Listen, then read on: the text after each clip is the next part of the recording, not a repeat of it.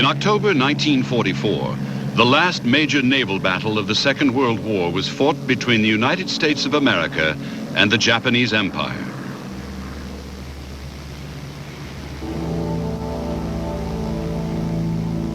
In the Battle of Leyte Gulf, the Imperial Navy tried to destroy the United States Pacific Fleet and defeat an American invasion of the Philippines.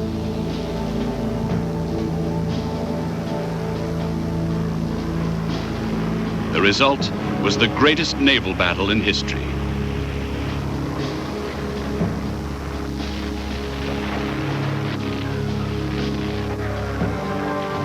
At Leyte Gulf, 280 warships and 200,000 sailors and airmen fought a series of furious naval engagements by night and by day over a vast area of ocean.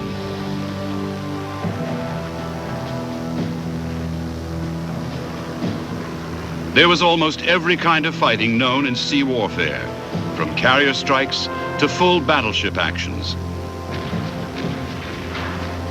Leyte was also the first battle of the war in which the Japanese used the suicide tactics of the kamikaze.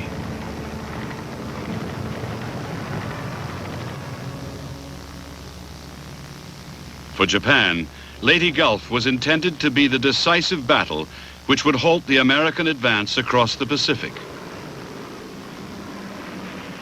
In reality, the Japanese Navy's last great gamble would lead to its complete destruction as a fighting force. After Leyte, the United States Navy would command the Pacific Ocean, and there would be nothing the Japanese Empire could do to save itself from total defeat.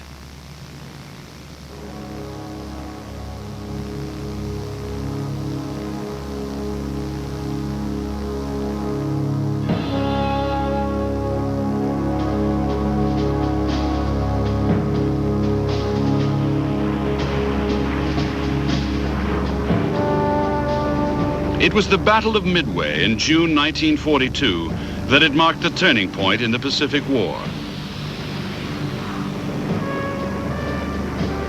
By attacking Midway Island, the Japanese had hoped to draw in and destroy the few American capital ships left after Pearl Harbor.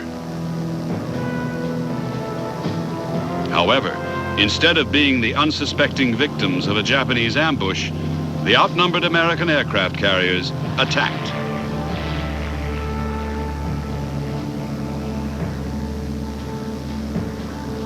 At Midway, American strike aircraft sent to the bottom 4 Japanese carriers and a cruiser for the loss of 1 carrier and a destroyer. It was a devastating blow to the Japanese and the greatest defeat ever suffered by the Imperial Navy.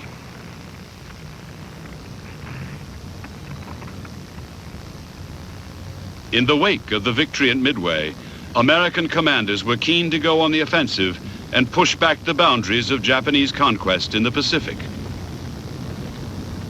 The plan was a 3-stage campaign codenamed Operation Watchtower.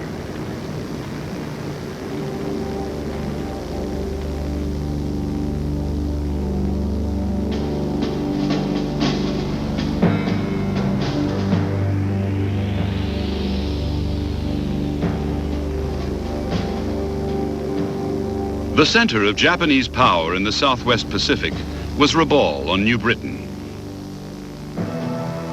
With its formidable air and naval forces, Rabaul was far too strongly held for an immediate American invasion to succeed.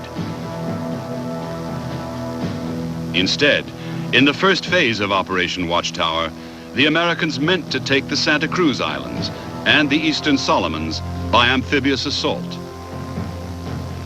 At the same time, the Japanese would be driven from northern New Guinea and then from the rest of the Solomons. The final phase would be the seizure of Rabaul itself.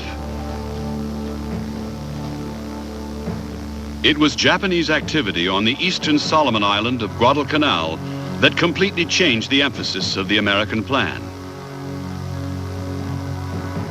Reconnaissance revealed that an airfield was being built.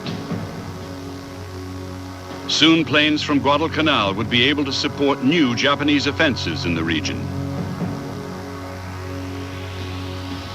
The capture of Guadalcanal and its airfield was now made the first objective in Operation Watchtower.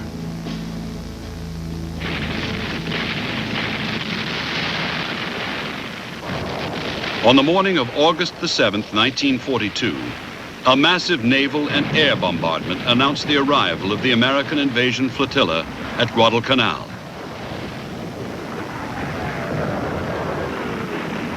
The landings met little opposition, and by the next morning, the airfield was occupied.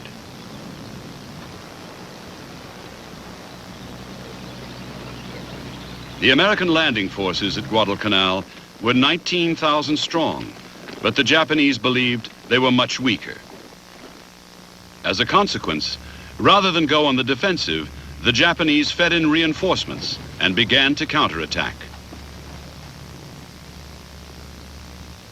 Instead of the speedy conquest that the Americans had expected, the battle for Guadalcanal grew into a protracted and bloody campaign. It also became a magnet that drew strong naval forces into the area.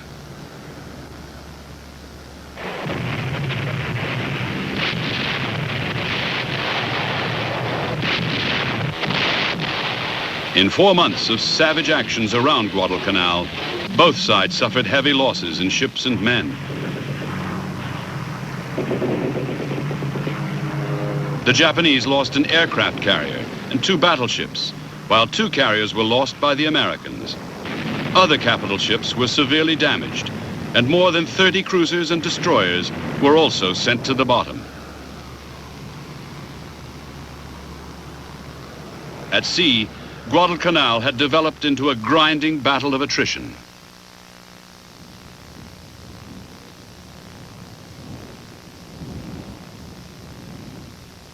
By the end of 1942, the Japanese effort to maintain their forces on Guadalcanal had finally been strangled, and the troops were hungry and barely supplied. However, on the American side, total troop strength had grown to 50,000, and by now, they were extremely well supported. Finally, the Japanese realized that the battle was hopeless, and on February the 1st, 1943, they began to withdraw, leaving behind 24,000 dead. Hundreds of aircraft and their highly trained air crew had also been lost.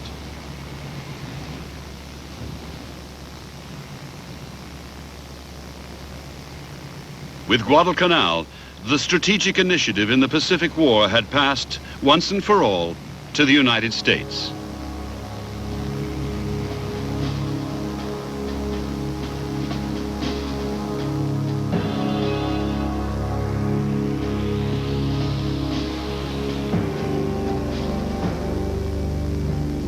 In the autumn of 1943, the Japanese perimeter in the Central and Southwest Pacific ran past the Marshall Islands, the Gilbert Islands, through the Solomons, north of Guadalcanal, and cut across New Guinea.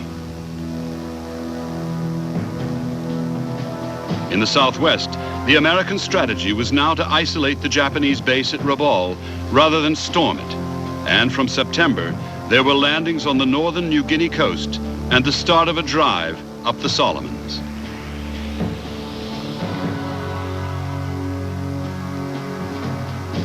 The push in the Central Pacific began on November the 20th. From Hawaii and the New Hebrides, the invasion fleets of Operation Galvanic struck at the Gilbert Islands of Makin and Tarawa. After heavy fighting, the islands were secured on November the 23rd. In January 1944, another amphibious force from Hawaii launched Operation Flintlock, the invasion of the Marshall Islands.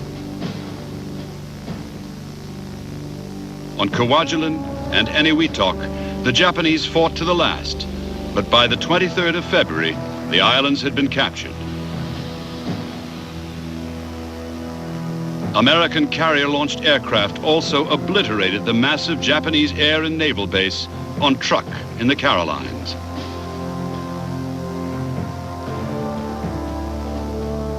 The next major American objectives were the islands of the Mariana Chain.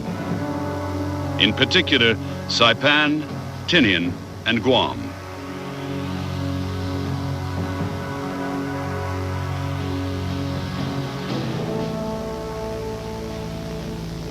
The Saipan invasion armada, carrying 127,000 troops, was supported by an awesome array of naval might.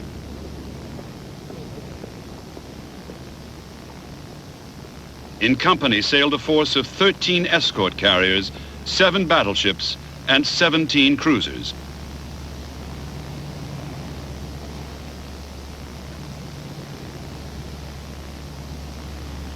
Nearby was the Pacific Fleet's main striking force with 7 new battleships, 13 cruisers, 69 destroyers, and 15 fast aircraft carriers.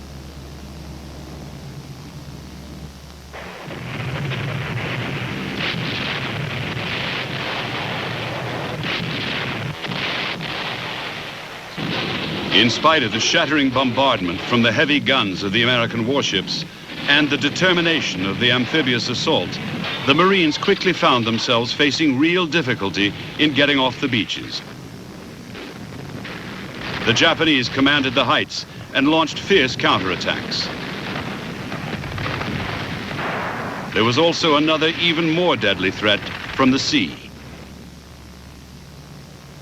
The Japanese had anticipated the Marianas landings, and a powerful fleet of carriers, battleships, and cruisers began to implement Operation Ago, the massive counterstroke that would destroy the American carrier fleet.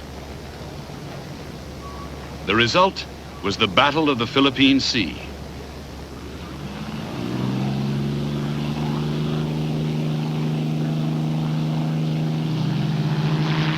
Starting at 8:30 a.m. on the 19th of June, the Japanese carriers launched 4 successive waves of strike aircraft. However, unlike the Japanese, the Americans had efficient radar, and the attackers were detected in plenty of time. The American carriers scrambled hundreds of fighters to meet them.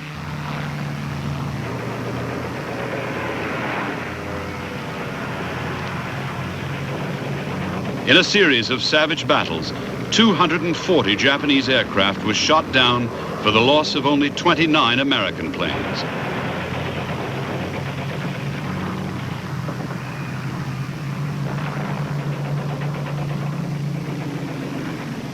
Already, American submarines had sunk 2 Japanese carriers, and the day after the great air battle, an American carrier strike sank another. In all, Japanese aircraft losses came to 480 planes, along with most of their crews.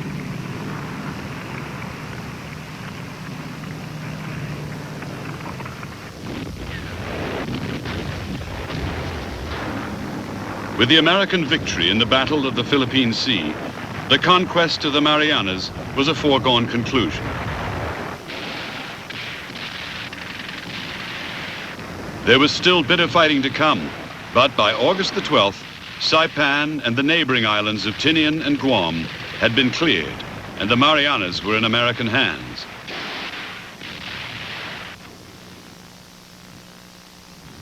Now the question for U.S. planners was where along the still vast perimeter of the Japanese Empire should the United States strike next.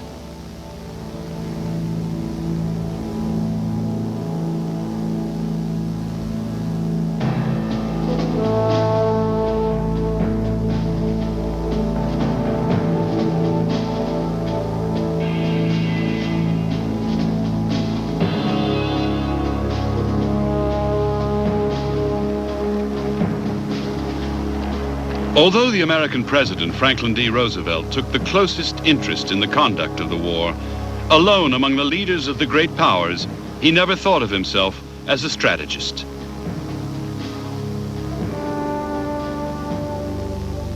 He was known for asking penetrating questions, but usually he followed the advice of his Joint Chiefs of Staff. However, in 1942, he had insisted on reinforcements being sent to the battle for Guadalcanal, and now in the summer of 1944, he was about to intervene once again.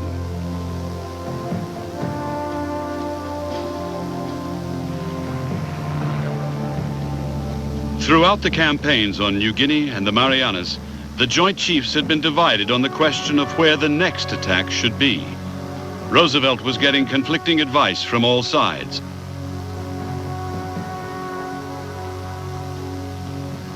On July the 21st, the president took matters into his own hands. He traveled to Hawaii to meet with the two men who actually ran the war in the Pacific: Chester Nimitz, commanding Central Pacific operations, and Douglas MacArthur, commander in the Southwestern Pacific.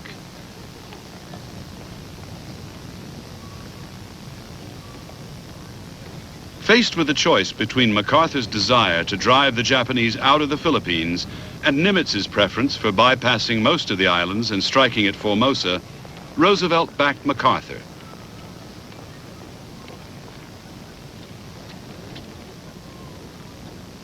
The general had used the kind of arguments with which Roosevelt instinctively sympathized. Above all, the political reasons for taking the islands from which America had been driven at the start of the war. Although others would have to be convinced, the president's support for MacArthur's plan made it almost certain that America's next major campaign would be to expel the Japanese from the Philippines.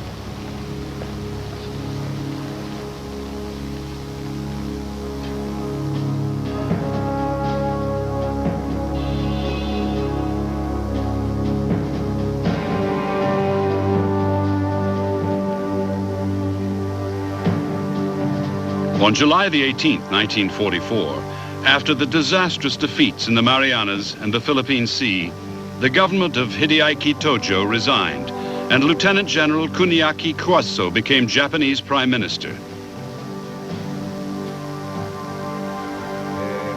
Kwaso was a retired Army counterintelligence officer and a hardline nationalist backed by the Army faction. Within Japanese ruling circles, a peace party had tried to win the premiership for itself, but had been too weak to do so.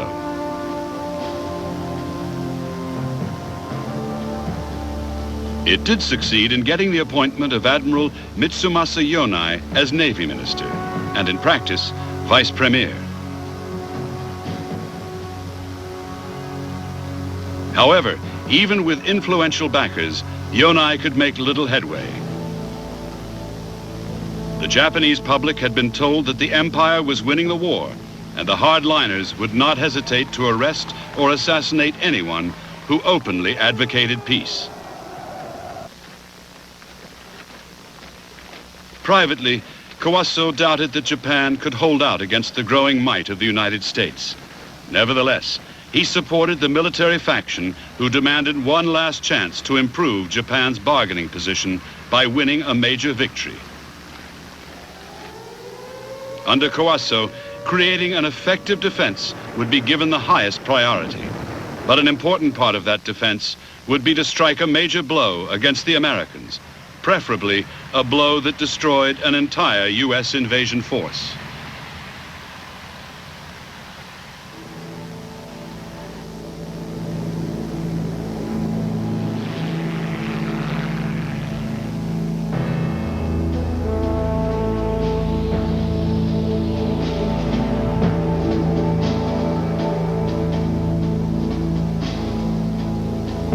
On August the 28th, 1944, Task Force 38, 14 aircraft carriers protected by battleships, cruisers, and destroyers, set sail from Eniwetok in the Marshall Islands and headed for the Philippines.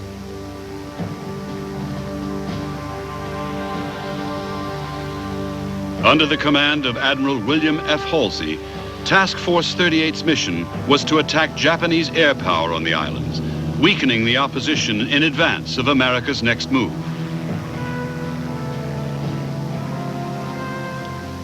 General MacArthur's plan to liberate all the Philippines, even though it was backed by President Roosevelt, had not yet been accepted by the Joint Chiefs of Staff. But whatever the next campaign, bases would be needed in the southern Philippines. Plans to invade at least some of the islands had already been laid.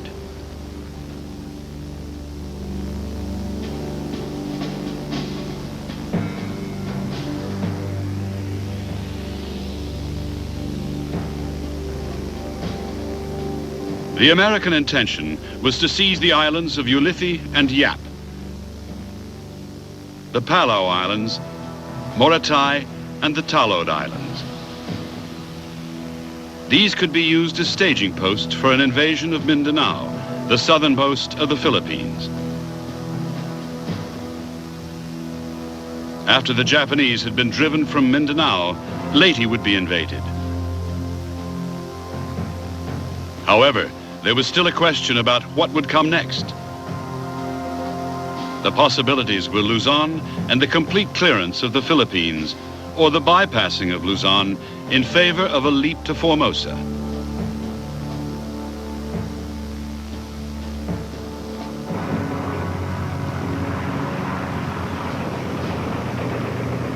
On the 13th of September, Admiral Halsey's flyers flew 1,200 sorties against targets in the Philippines, and a similar number the following day.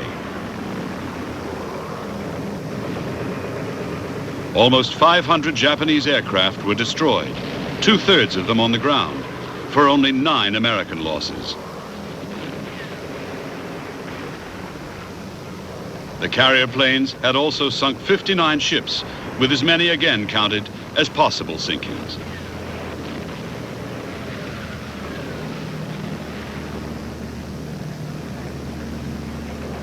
It seemed to Halsey that the strength of the Japanese defense on the Philippines had been seriously overestimated, as had the Japanese will to fight. In particular, it looked like the island of Leyte was especially weak.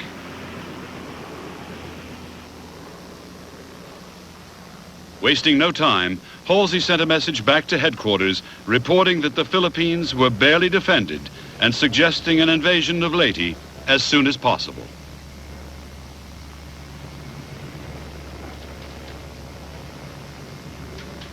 Even as Halsey's message was being received at Pearl Harbor, in the Canadian city of Quebec, President Roosevelt, Winston Churchill, the British Prime Minister, and their senior commanders were meeting at the Octagon Conference.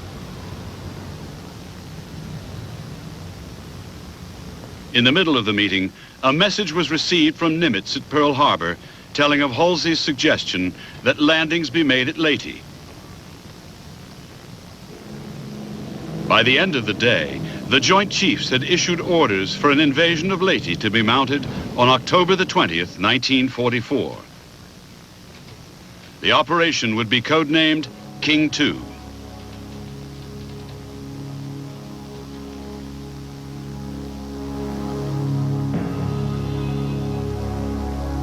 Admiral Halsey's report completely changed the American timetable for the campaign in the southern Philippines. The Palau Islands, Morotai, and Ulithi would still be taken. But Yap, the Talod Islands, and Mindanao would be bypassed in favor of an early landing on Leyte. After that would come the invasion of Luzon that MacArthur had always wanted.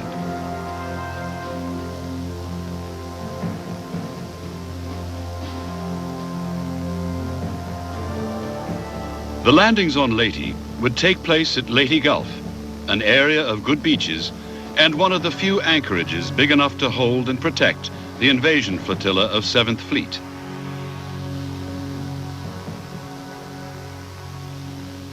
As well as transporting the assault troops of 6th Army, 7th Fleet would have the task of protecting and supporting the landings. Destroyers and patrol craft would guard against Japanese submarines. Battleships and cruisers would use their heavy guns to bombard the enemy on shore. Escort carriers would give fighter cover to the troops and bomb Japanese positions.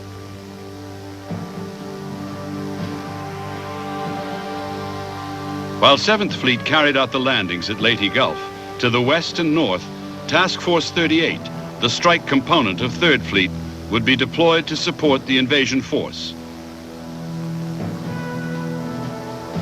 Its carriers would attack Japanese air bases all over the region and deal with any major Japanese naval threat that might appear.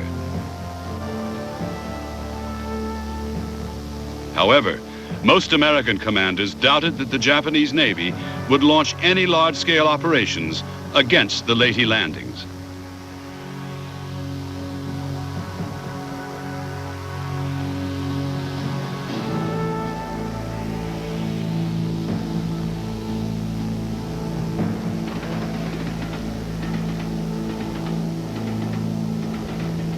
By the summer of 1944, the strategic situation for Japan was growing more and more dangerous as each day passed. In aircraft carriers, the Japanese Navy was desperately weak, while the timing of the various American attacks in the Pacific had kept Imperial forces off balance.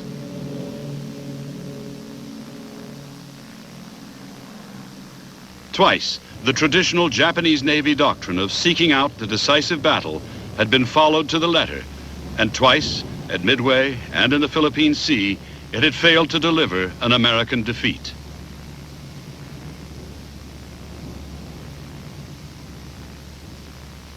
With the perimeter of the empire being pushed back step by step, and with ships, trained men, and resources of all kinds in ever shorter supply, the choice for Japanese planners was a stark one.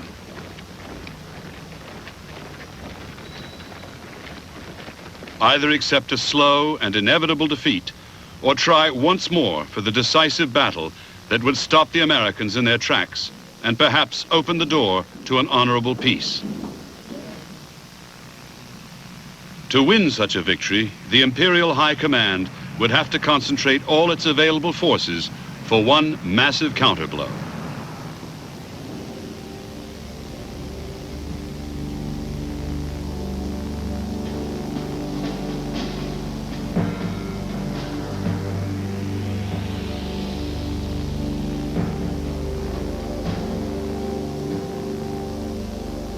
With the American capture of the Marianas and New Guinea, only the screen of islands from the Japanese homelands through the Ryukyu, Formosa, and the Philippines protected the flow of oil and other strategic supplies which were the lifeblood of the Japanese war effort.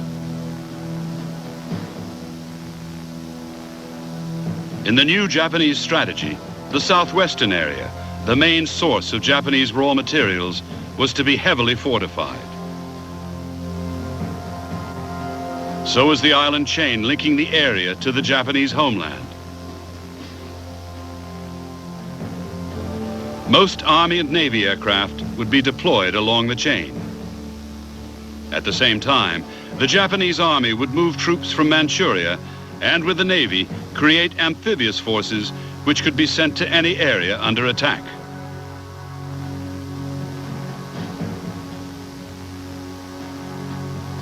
Most of the Japanese surface fleet was stationed in the southwest off Singapore.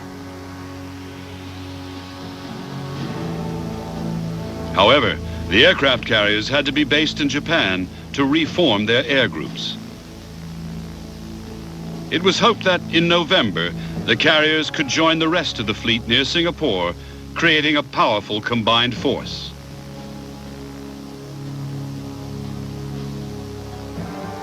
The Japanese defense relied on 4 operational plans called SHO.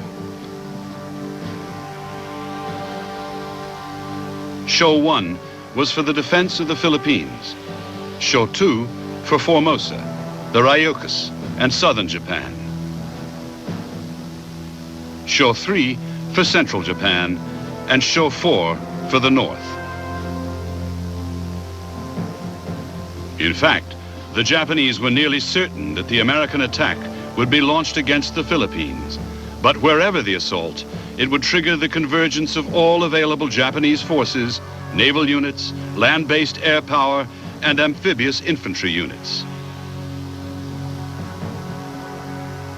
Under the onslaught, the American invasion force would soon be overwhelmed and completely annihilated.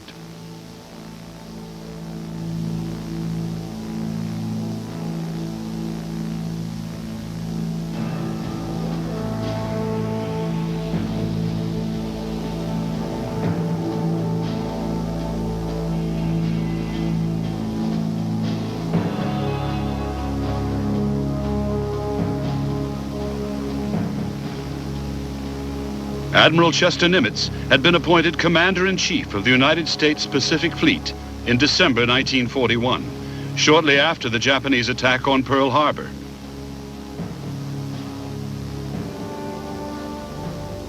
More than anyone, it was Nimitz who had restored the morale and defensive spirit of the Pacific Fleet in the aftermath of the disaster. The Pacific Theater had traditionally been the special preserve of the United States Navy and the undisputed domain of the Commander-in-Chief of the Pacific Fleet. However, since the start of the war with Japan, the Army had also been heavily committed, mainly because of the need to defend Australia and New Zealand. The seal was set on increased Army influence when General Douglas MacArthur, regarded as a hero by the American press and public, set up his headquarters in Australia. The result was an extraordinary arrangement in which MacArthur was given command of the Southwest Pacific region and Nimitz the Central Pacific.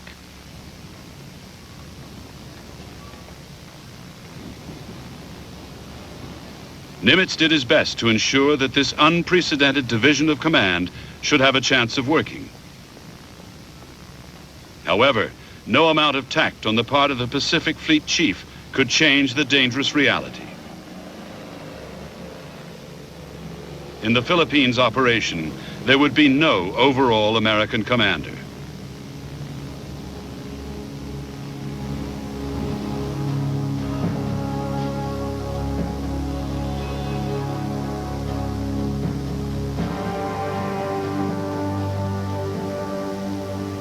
Admiral Soimu Toyoda was appointed Commander-in-Chief of the Japanese Combined Fleet in March 1943.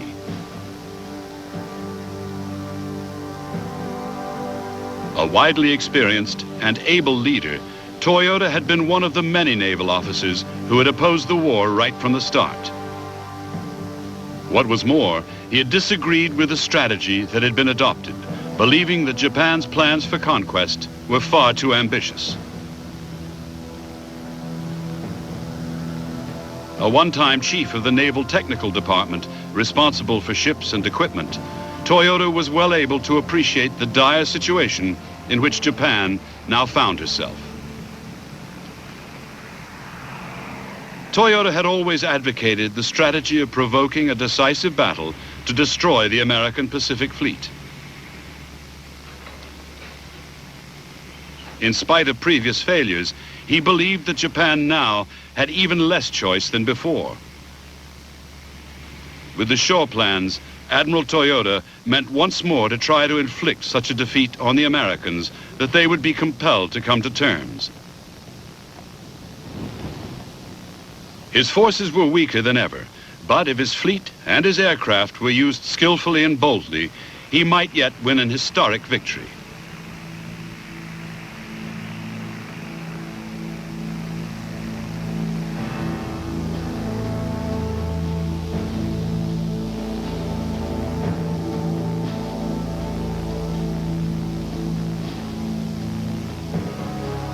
The Philippines invasion would involve almost the whole of the United States Pacific Fleet, and in preparation, the force was temporarily reorganized.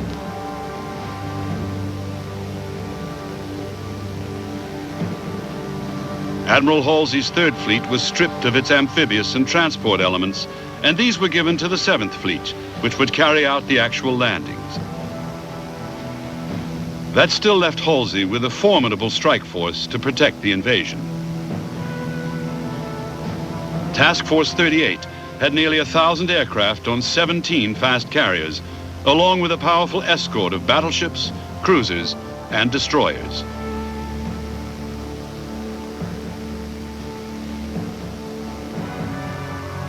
As an attack force which could undertake operations thousands of miles from any major base, Task Force 38 was unique. The Pacific Fleet's supply system was now so good that the task force could stay at sea almost indefinitely. The At-Sea Logistics Group An armada of 34 oilers, store ships, refrigerator ships, and ammunition ships replenished the carrier groups at a series of prearranged rendezvous.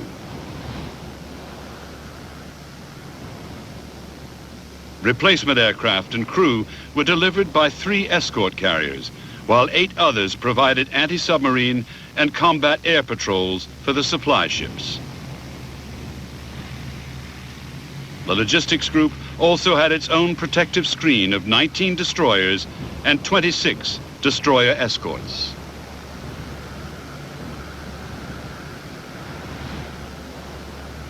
While Third Fleet had grown in nearly 3 years of war to become the most powerful naval force afloat, Seventh Fleet had traditionally been the poor relation.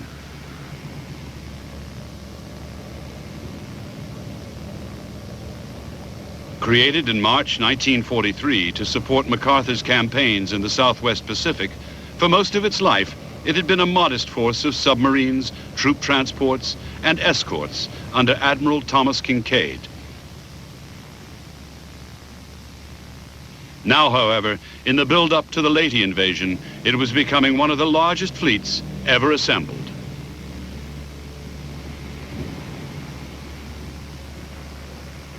Of the 700 vessels now assigned to Seventh Fleet, almost a quarter were warships. As well as his original fleet and his amphibious forces, Admiral Kinkaid had Task Force 77, the powerful force of battleships, cruisers, destroyers, and escort carriers, which would provide close protection for the invasion fleet and fire support for the landings.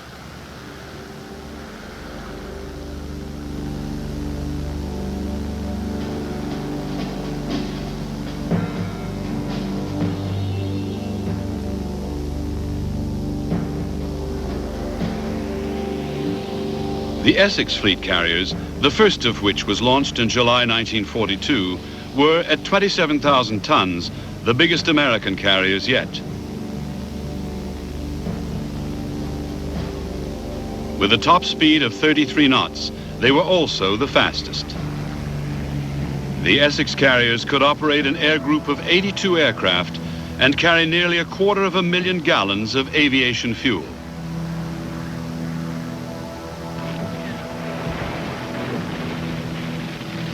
A massive array of anti-aircraft guns gave the Essex carriers the ability to put up a powerful defense against enemy air attack. The carriers had 12 5-inch radar-controlled guns, 40 40-millimeter guns, and 60 30-millimeter weapons. Although the flight deck was not protected by armor, the hangar below was, and it would detonate a bomb before it reached the ship's core.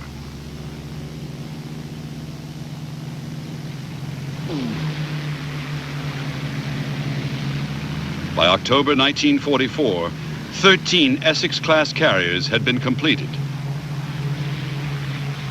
Of these, 7 would take part in the battle at Leyte Gulf.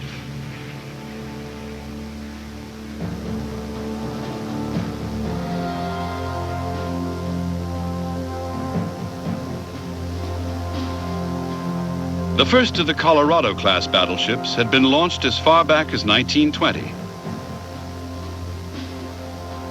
The ships displaced 32,000 tons, and their main armament was 8 16-inch guns in 4 turrets.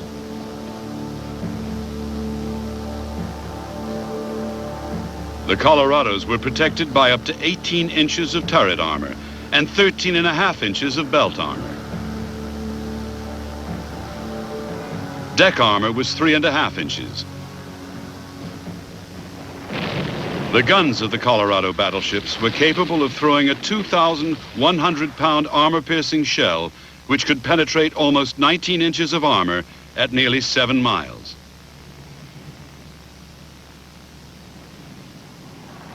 When the Japanese attacked Pearl Harbor in December 1941, 2 of the 3 Colorado-class battleships were hit.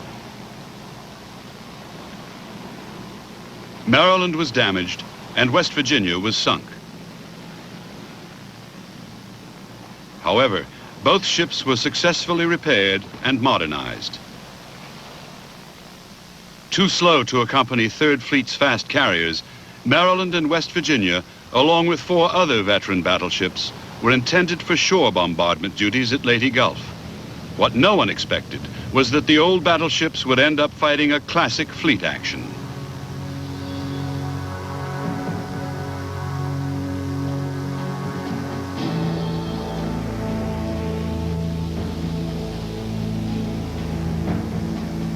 The escort carrier was first conceived as a cheap way to provide anti-aircraft and anti-submarine cover to convoys carrying war materials and troops across the Atlantic.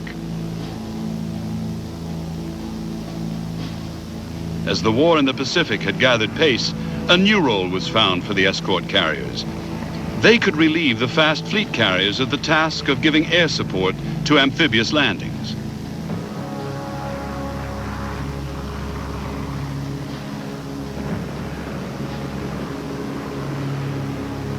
By the end of the war, more than 100 escort carriers would be built, almost half of them of the Casablanca class.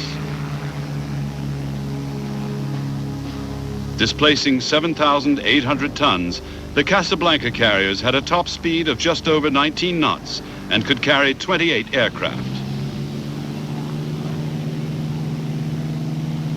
Unlike the fleet carriers, they had no armor, double hulls, or anti-torpedo blisters. As a result, because their official designation was CVE, their crews called them combustible, vulnerable, and expendable. 18 escort carriers would take part in the Leyte landings. Of these, 14 would be Casablanca-class vessels.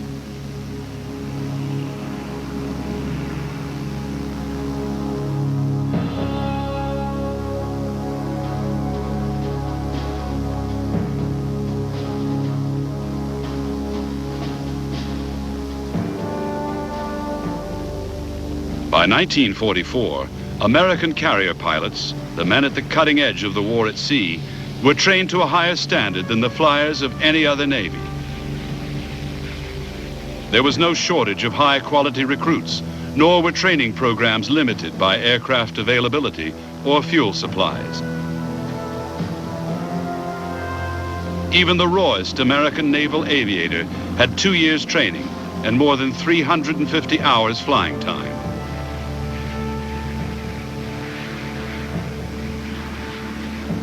His instructors were also of the highest quality. Unlike the Japanese, who kept their pilots on operations until they were killed, the Americans rotated theirs through the training schools.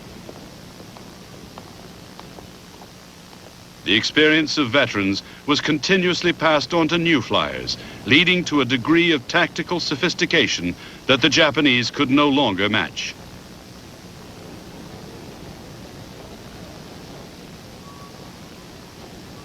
As for the sailors of the American fleets that would clash with the Japanese at Leyte, morale had never been higher. It was plain that the Pacific War had turned in America's favor, and although reverses could be expected, few doubted that the Imperial Navy would be defeated.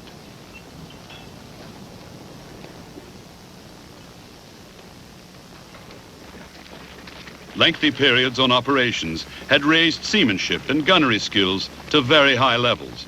And in both American fleets, there was a keen desire to come to grips with the enemy. At Leyte, the sharp spirit of aggressiveness which now permeated the United States Pacific Navy would change the course of the whole battle.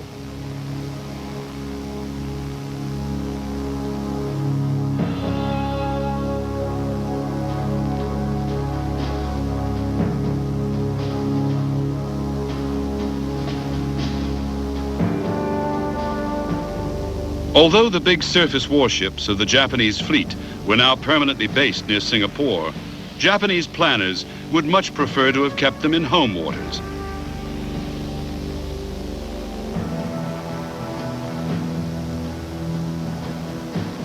Near Japan, they would have been close to the carriers, which had to be home to wait for their new planes and air crew. The problem was that Japan was suffering from a desperate fuel shortage. And so the big ships had to be kept close to the East Indies oil fields.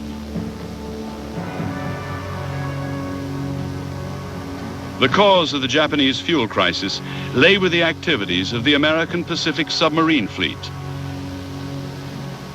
140 boats now prowled the Japanese sea lanes, and they had sunk 4 million tons of Japan's shipping. The Empire had neglected its anti-submarine defenses until it was too late, and by now it had lost more than half its oil tankers to underwater attacks. As a result, the Japanese Navy would have enough fuel only for one major sortie and would be unable to venture out again for another 2 months.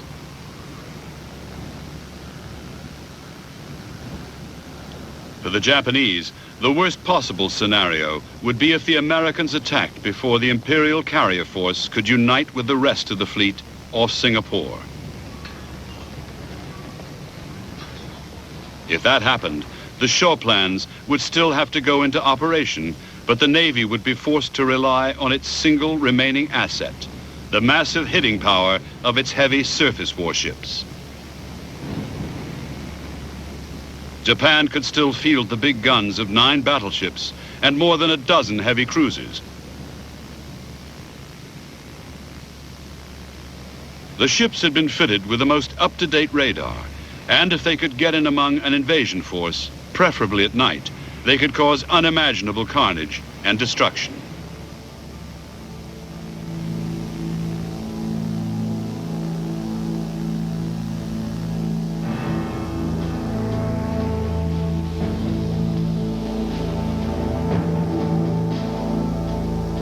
Displacing a massive 64,000 tons, the Yamato-class battleships were the largest naval vessels yet built by any nation. Yamato and her sister ship Musashi mounted the biggest guns ever fitted on a warship. The main battery was 9 18-inch weapons in 3 triple turrets. Each turret weighed 2,500 tons, and the guns could fire an armor-piercing shell weighing nearly 1.5 tons over 26 miles.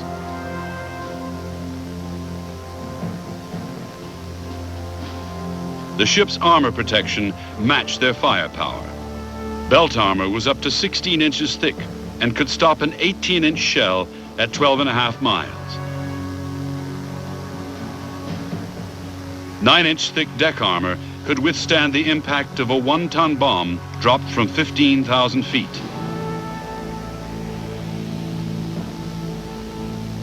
Yamato's anti-aircraft guns were also heavily armored, but this was as much to protect their crews from the blast of her own 18 inches than from anything the enemy might do.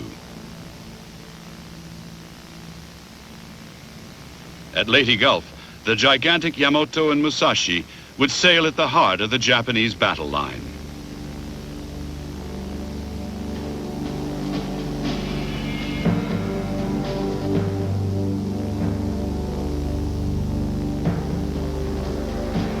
The most numerous of all Japanese aircraft, the Mitsubishi A6M0 fighter, was the mainstay of the Navy's land and carrier-based fighter squadrons.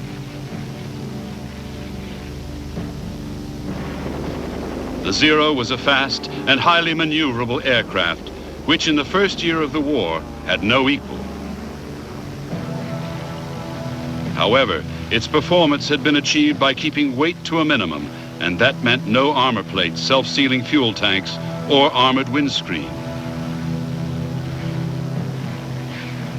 By 1943, the Zero had been outclassed by the new generation of American fighters in speed, firepower, and protection.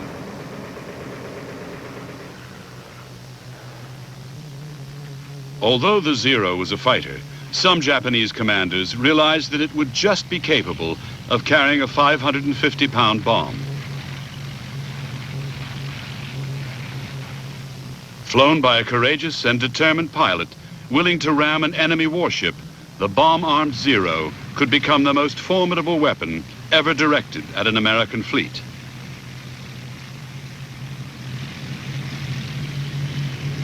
Although by the war's end, many different aircraft types would be used in kamikaze missions, the fast and maneuverable Zero would prove exceptionally well suited to penetrating the defenses of even the most powerful carrier task force.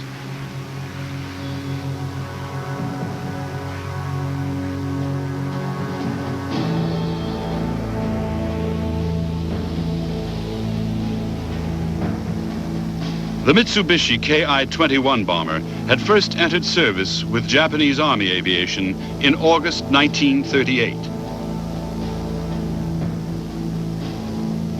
The aircraft had spearheaded the bombing offensive in China and Southeast Asia, and at the time was as good as any twin-engine bomber in the world.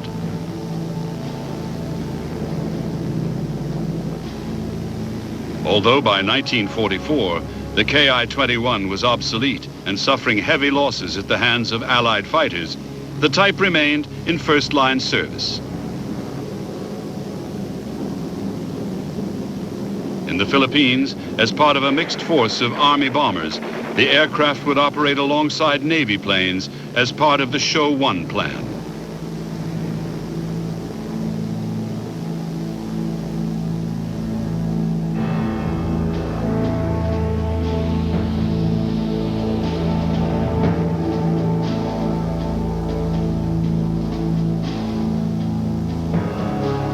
In 10 months to September 1944, the Japanese Imperial Navy had lost more than 5,200 pilots, 42% of its air crew. Most of these had been operating from land bases.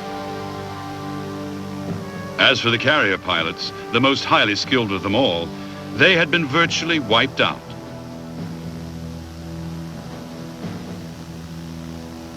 The Japanese Army had also suffered very heavy losses of aircrew, and at a time when aircraft production was up and substantial numbers were reaching the squadrons, there was a critical shortage of flyers.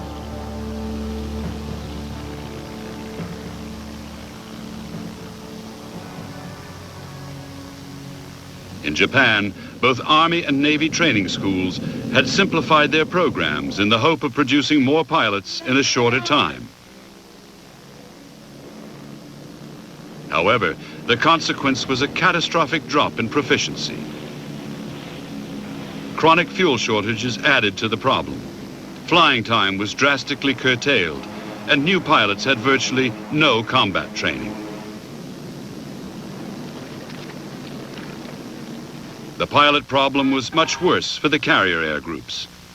Normally, 400 hours in the air was needed before a trainee could even hope to master carrier operations. And pilots now came out of the schools with only 200.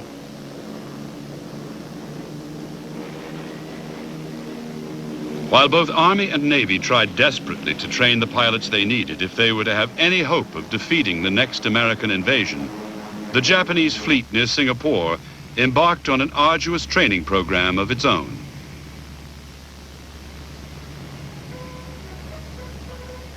Particular attention was paid to anti-aircraft gunnery and night fighting tactics. The Japanese Navy had always come off best in night battles, and it was hoped that by the most careful preparation, even an enemy as powerful as the Americans could be outfought and humiliated.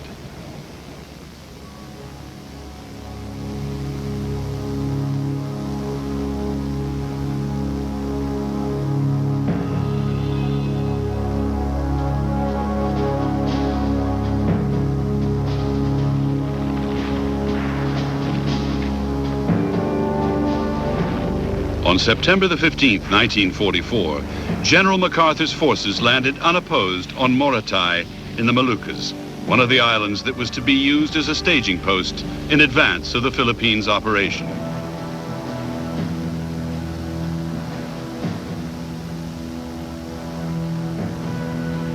On the same day, Nibitz's forces landed on Peleliu in the Palau Islands, intended as another staging post on the way to Leyte.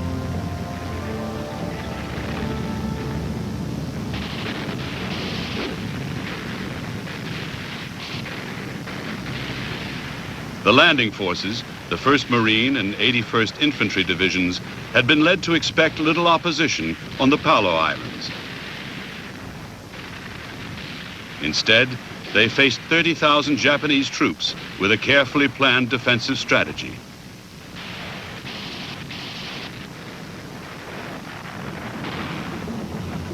On Peleliu, the Japanese had transformed hundreds of caves into fortresses, and the Americans had to blast the enemy out of each stronghold in turn.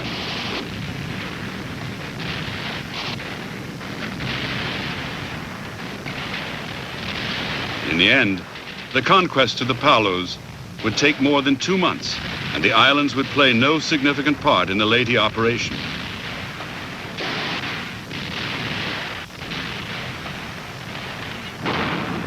Even as the fighting in the Palaus was still going on, the Leyte invasion force was already setting sail.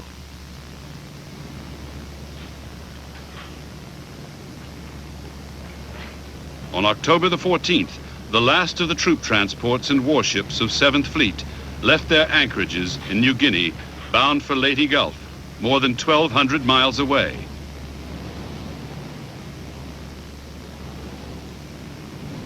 The landings were to take place in 6 days' time.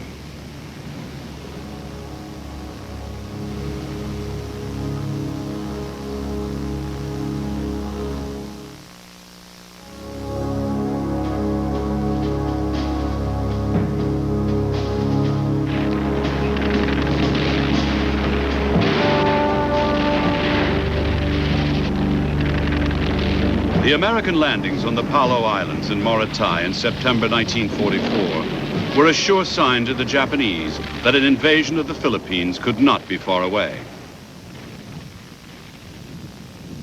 On October the 4th, radio monitoring detected the aircraft carriers of the American 3rd Fleet assembling.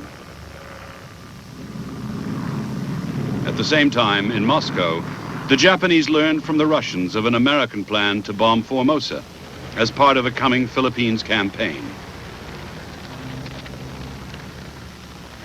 The Russians were America's allies in the European war, but ally or not, Moscow preferred that the United States did not win the war in the Pacific too quickly.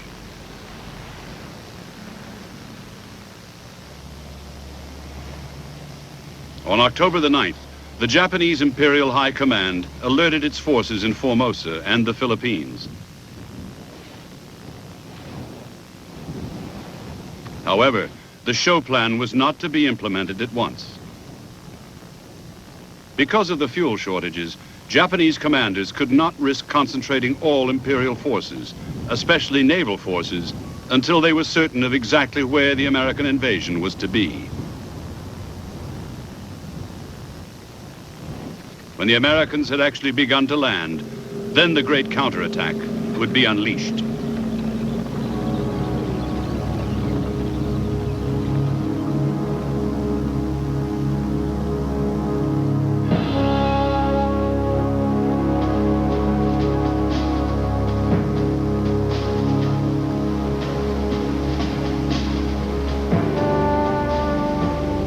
Altogether, the American forces which were taking part in the Leyte operation numbered over 800 ships of all types, with 1,500 carrier aircraft to attack Japanese air and ground forces on the Philippines.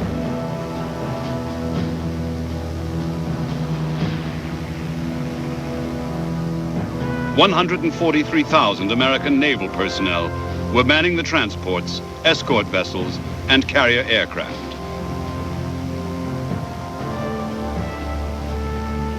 In fact, more Pacific Fleet personnel would take part in the Leyte landings than had belonged to the entire United States Navy only a few years before. Army aircraft would support the effort.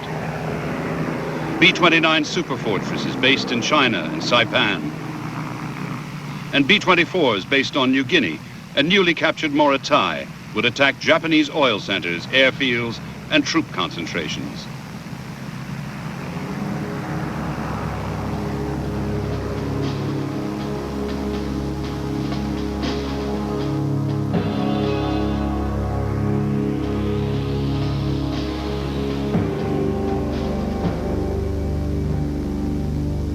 The United States 7th Fleet, commanded by Vice Admiral Thomas C. Kincaid, was divided into 3 task forces for the Leyte landing. Task Forces 78 and 79 had mostly amphibious, transport, patrol, and service vessels. Task Force 77 would protect the landings and was under Kincaid's personal command.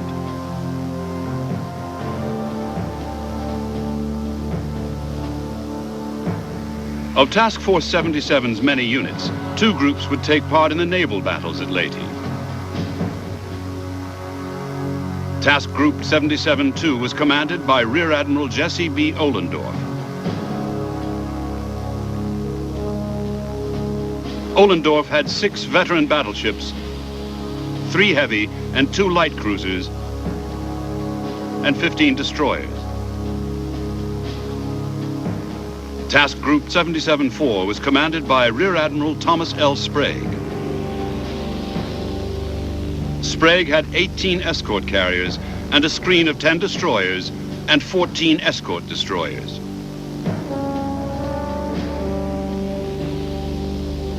Backing 7th Fleet was 3rd Fleet, commanded by Admiral William Halsey. And for the Leyte operation, consisting only of Task Force 38. The task force was made up of 4 task groups, with altogether 9 heavy and 8 light carriers.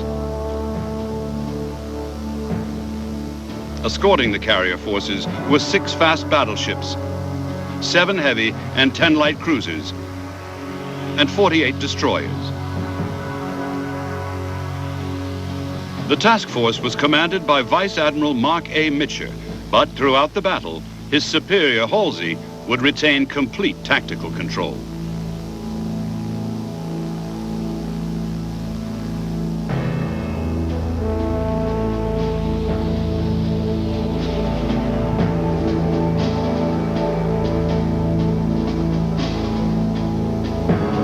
The success of the Japanese defensive strategy laid out in the show plans depended above all on the performance of land-based air units.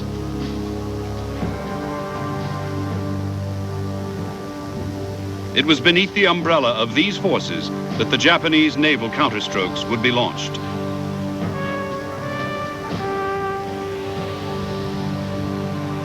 In early October, the numbers of aircraft that the Army and Navy together deployed in the threatened region had risen to over 1,100 planes, with 500 more available as reinforcements.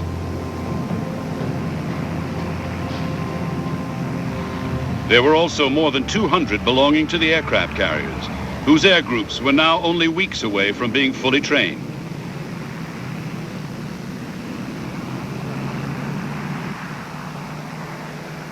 It was hoped that land and sea-based Navy pilots would together be able to deal with the American warships, while the Army flyers, never trained to attack ships, concentrated on the beaches and anchored transports.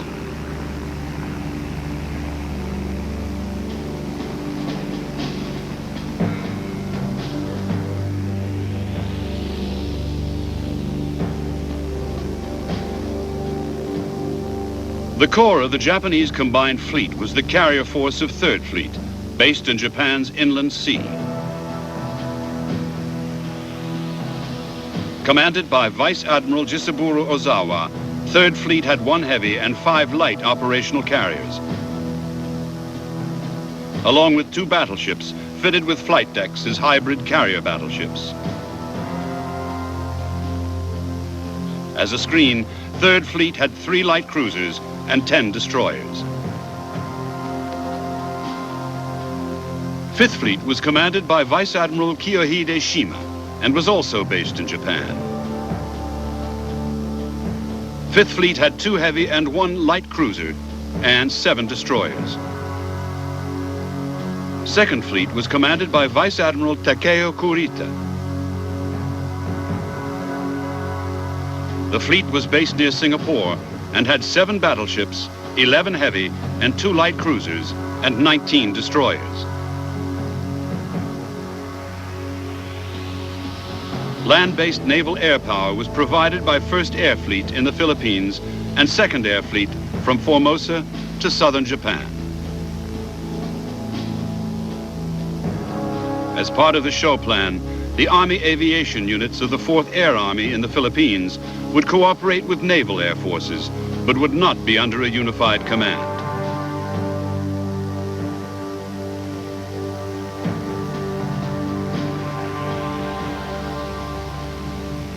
A key part of the Japanese defensive plan was that by surprise attacks, the overwhelming American superiority in carrier forces should be eliminated.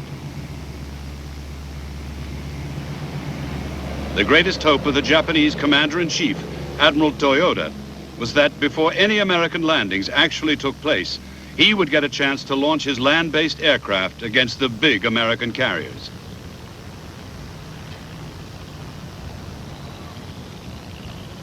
If Toyoda could destroy or cripple the main American striking force, any invasion would almost certainly be delayed, giving him the thing he needed most: time to strengthen his island defenses, finish training his carrier air groups, and unite his carrier force with the rest of the Imperial fleet off Singapore.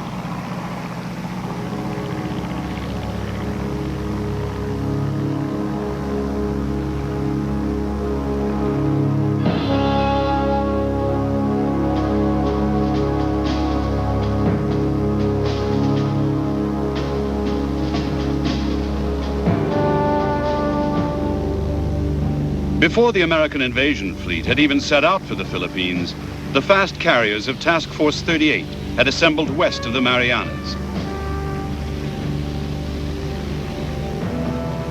Task Force 38's mission was to attack Japanese air power over a vast area, from the Philippines to the Ryukyus, wreaking havoc before the Leyte invasion began.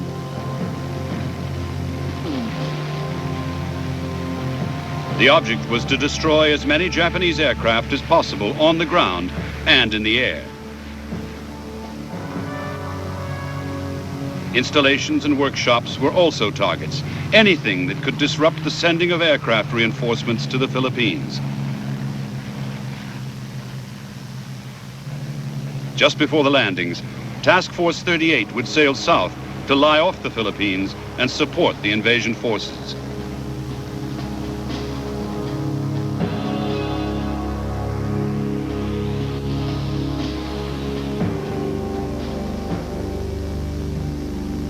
The main targets for the 4 carrier groups of Task Force 38 were the airfields on Okinawa in the Ryukyus,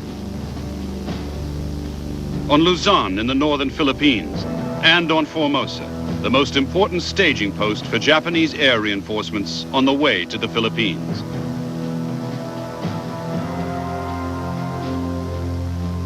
The first American strike was launched against Okinawa and neighboring islands on October the 10th. The Japanese reaction was to order Show 2 and Show 1 plans activated, but for air forces only.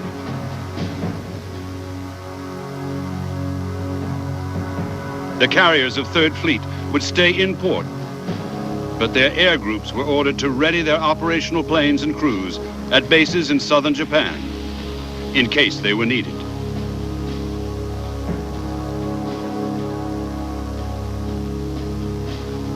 On October the 11th, 2 American task groups sent fighter sweeps against Luzon.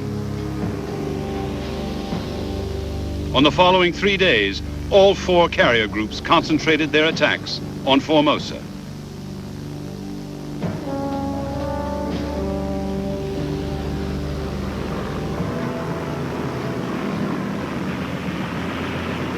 On the first day of strikes against Formosa, Admiral Halsey's carrier aircraft flew nearly 1,400 sorties against the island's 26 airfields. They also hit shipping. Japanese fighters were ready and rose to meet the attackers, but their pilots were poorly trained and hopelessly inexperienced. The defenders were clawed out of the sky, and the Americans caused severe damage to airfields, hangars, and headquarters.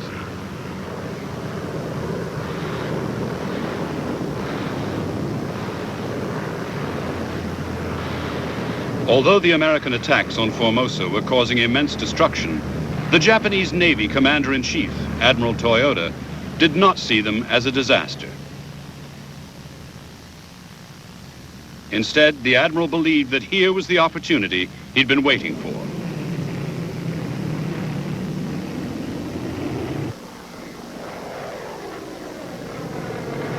On October the 12th, the Japanese flew over 100 bombing and torpedo sorties against Task Force 38. And from the start, the reports sent back by pilots told of massive destruction of American ships. The question for Admiral Toyota was, should he now throw in everything he had to finish off the Americans once and for all?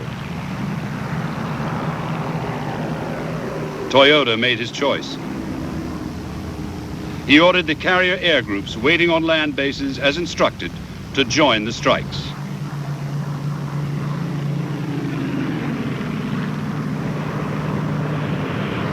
The reports which came back from the latest waves of attacking pilots caused rapturous celebrations throughout Japan.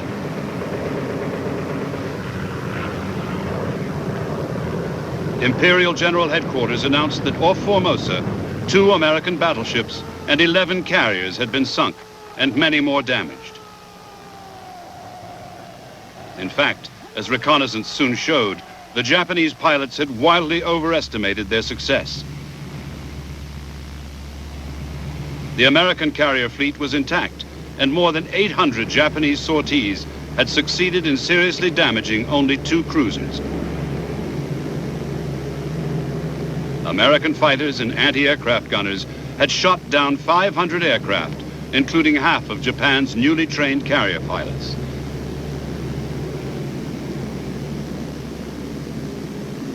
Admiral Toyota's gamble had been a disastrous failure.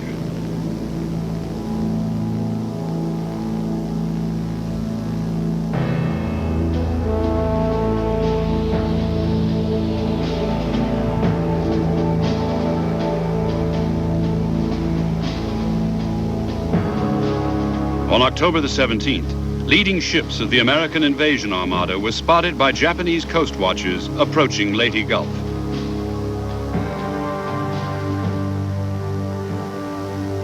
Soon after, the Americans were reported to have landed on an outlying island.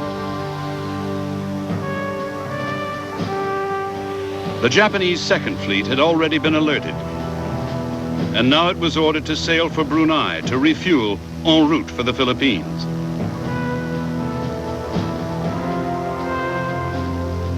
The following day, the Japanese Imperial High Command activated Shoal 1 for all defending forces, sea, air, and land.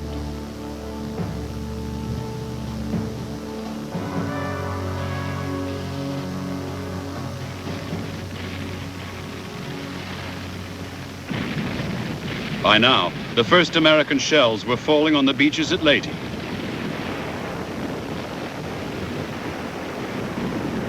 The barrage of heavy gunfire by 7th Fleet Shore Bombardment Group continued throughout October the 19th, and on the morning of the 20th, the shelling reached a climax. On 2 beaches 13 miles apart, hundreds of landing craft surged towards the shore.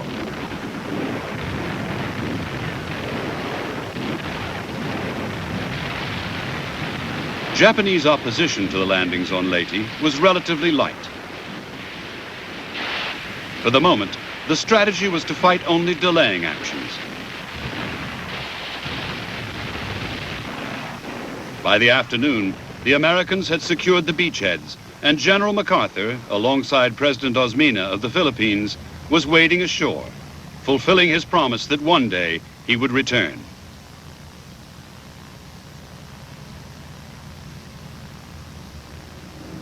What neither MacArthur nor any of his commanders knew was that the Japanese planned to smash their invasion fleet at its anchorage in Leyte Gulf in 5 days' time.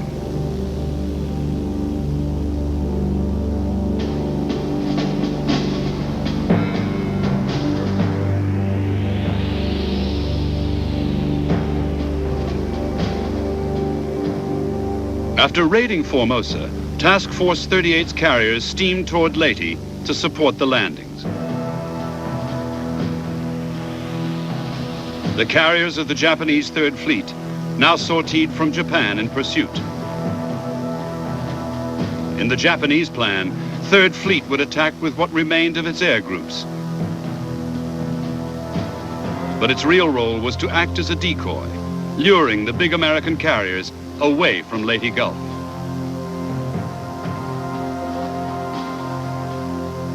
On October the 22nd, the Japanese 2nd Fleet sortied from Brunei in 2 divisions. Force A had 5 battleships, including Yamato and Musashi, 10 heavy and 2 light cruisers, and 15 destroyers. Force C was made up of 2 battleships, a heavy cruiser, and 4 destroyers. 5th Fleet was already on the way from Japan with 3 cruisers and 7 destroyers.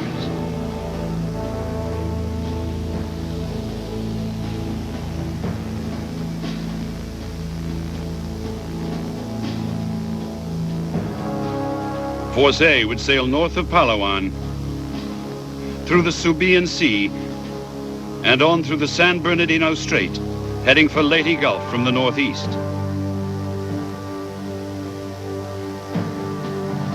Force C would sail north of Mindanao through the Surigao Strait, followed by the cruisers of 5th Fleet, and approach Leyte Gulf from the south. Meanwhile, 1st and 2nd Air Fleets and 4th Air Army would join in an all-out air attack against the Americans at Leyte on October the 24th.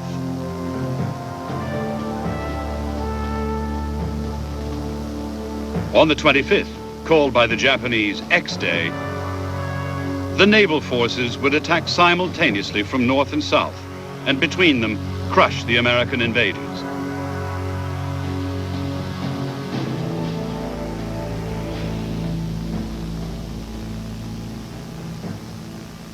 American naval intelligence had quickly discovered that the Japanese 2nd Fleet had left its anchorage off Singapore, but since then had no information about its movements. Air reconnaissance had been stepped up, but nothing had been found. It was 2 submarines, Dace and Darter, that finally succeeded in locating the Japanese battleship force. Not only did they send a full report to 7th Fleet, but with torpedo attacks, they sank 2 heavy cruisers and crippled another. Admiral Kurita's flagship was one of the victims, and the Japanese fleet commander had to be plucked from the water by a destroyer.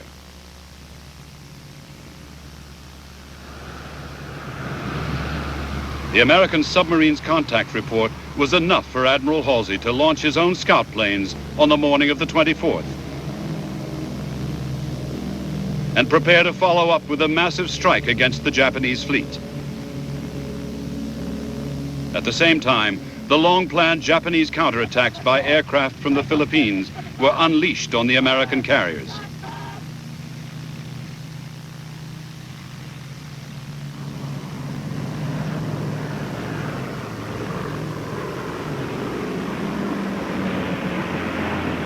Of almost 200 aircraft launched by the Japanese in raids of over 50 at a time, only a handful broke through. The American carriers' combat air patrols shot down over 60 raiders. However, one Japanese bomber did find its target. It scored a direct hit with a 550-pound bomb on the light carrier Princeton. There was a series of violent explosions, and the hangar deck was engulfed in flames.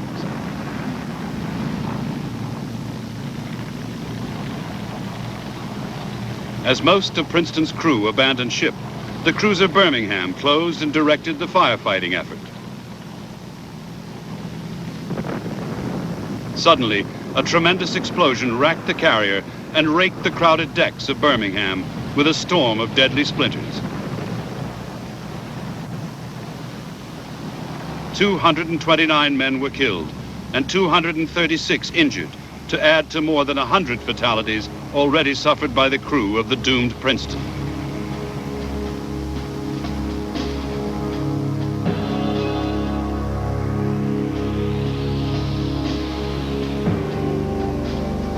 By now, the battleships of the Japanese Force A were just about to enter the Subian Sea.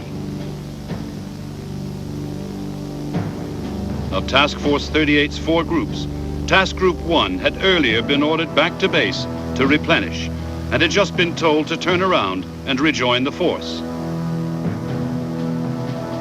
Task Group 3 was to the north and had just borne the brunt of the Japanese air attacks. However, Task Groups 2 and 4 were well placed to attack the Japanese in the Subian Sea. At 09:10 on the morning of the 24th of October, Task Group 2 launched the first of 3 strike waves, followed by another from Task Group 4. Altogether, 259 sorties.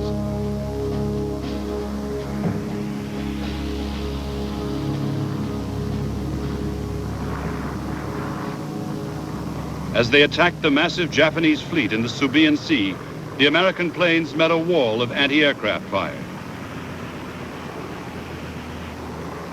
The battleships were even firing their main batteries at attacking aircraft 10 miles away.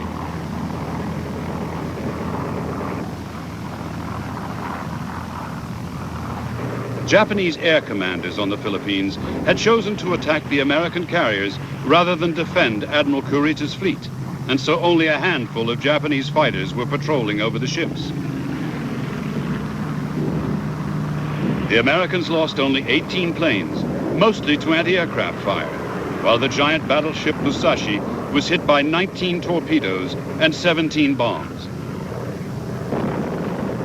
Yamato, her sister ship, was hit by 2 bombs, but while Yamato steamed on, Musashi sank, taking 1,000 men with her.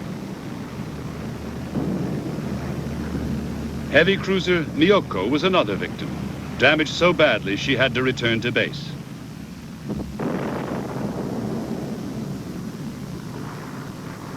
Although the American pilots had sunk Musashi and cruiser Miyoko was knocked out, no other Japanese heavy ship was significantly damaged in the Subian Sea. However, just as the Japanese flyers had done in their battle off Formosa, the American pilots greatly overestimated the number of ships they had sunk and believed they had completely neutralized the enemy fleet.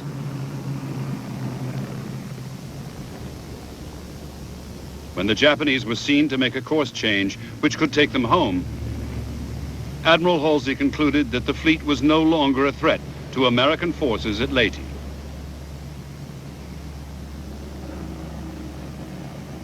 In fact, the course change was temporary, and the Japanese Force A was still a massively powerful concentration of naval might.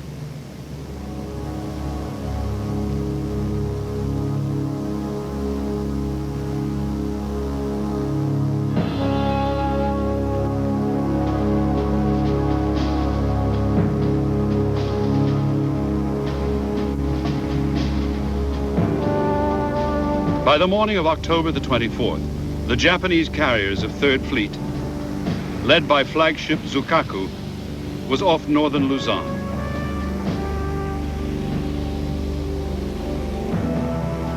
The fleet had not yet been detected by the Americans, and Admiral Ozawa's intention was to strike with the few aircraft he had, and then try to lure the American carriers after it.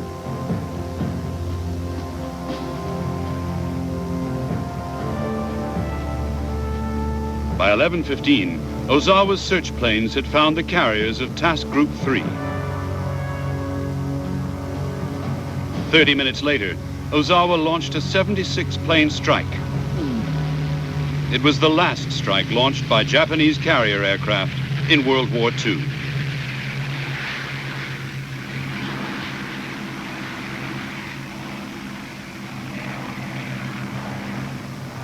Almost all the attacking aircraft from Ozawa's carriers were intercepted by American fighters, and many were shot down.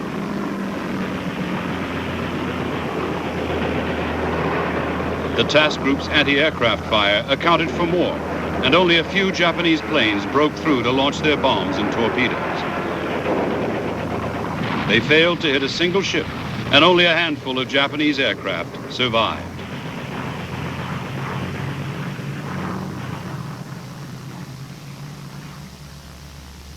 All that remained for Ozawa's force now was to fulfill its last suicidal function, to decoy the American carriers away from Leyte Gulf.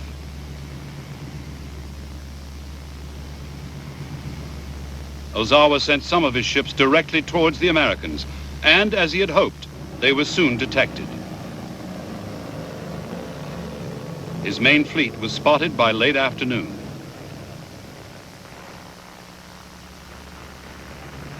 To Admiral Halsey, the sighting of Japanese carriers only served to confirm a suspicion that had been growing in his mind for some time, that the Japanese would never mount a major operation without a carrier fleet. What Halsey could not know was that Ozawa's carriers were a spent force.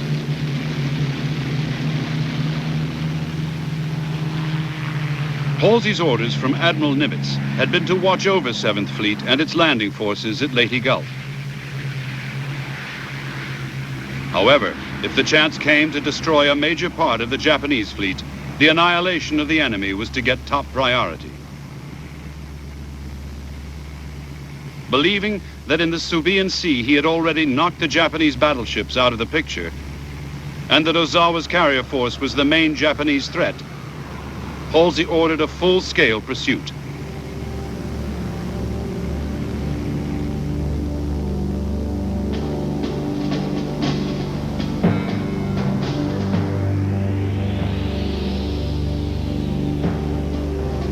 It had been Task Group 3 off Luzon that had found the carriers of Admiral Ozawa's 3rd Fleet.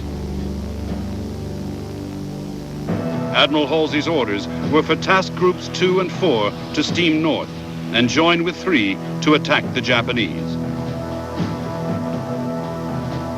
There was discussion of a plan to guard the San Bernardino Strait with Task Force 34, a strong force of battleships and cruisers, but the plan was not put into effect. Instead, the ships raced north with the task groups in pursuit of the Japanese carriers. Not a single American warship was left guarding the passage.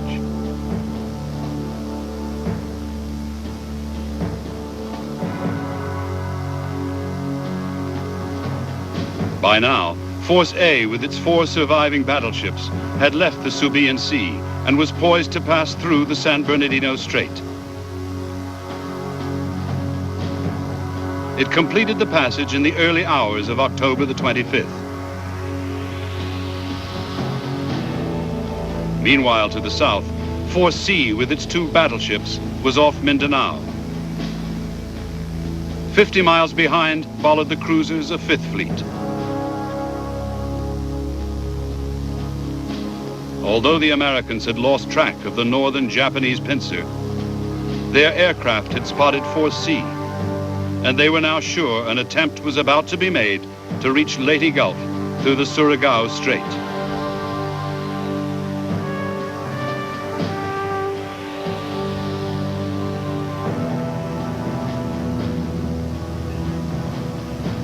Shortly after noon on October the 24th, after the Japanese had been detected approaching the Surigao Strait,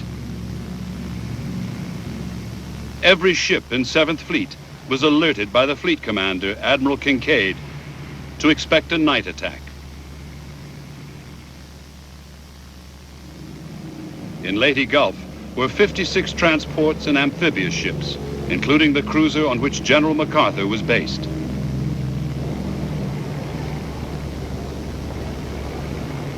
The first step was to throw a screen of escort destroyers and patrol boats around the ships, and all traffic in and out of the Gulf was ordered to stop at sunset.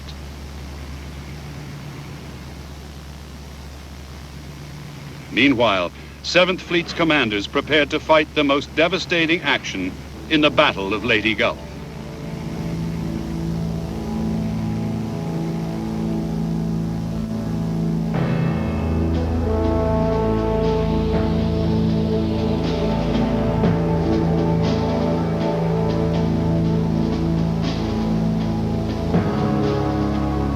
Because the Japanese clearly intended to enter the Surigao Strait at night, neither the escort carriers of 7th Fleet nor the Army bombers in the region could be of any help to the defense.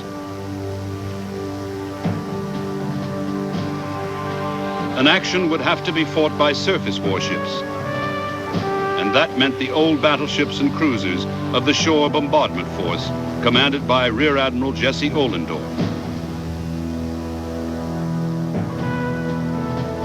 Ohlendorf made painstaking preparations. He would have the fleet's destroyers, and with these, he was determined to weaken the Japanese before the big ships engaged.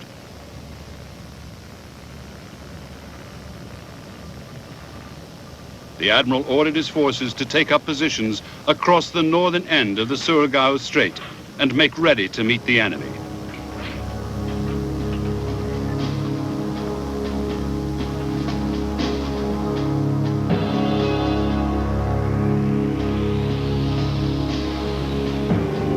The American battle line would be made up of 6 battleships, which would steam east and west across the Surigao Strait. To the north was placed a column of 6 destroyers, Destroyer Division X-Ray, to guard against enemy submarines. In front of the battleships were placed 2 groups of cruisers, right and left flank. The left flank cruisers were screened by the 9 destroyers of Destroyer Squadron 56. The right flank destroyers were Destroyer Squadron 24, with 6 ships patrolling a north-south line. A picket of 7 destroyers from another command, Destroyer Squadron 54, was already operating on both sides of Hibusan Island.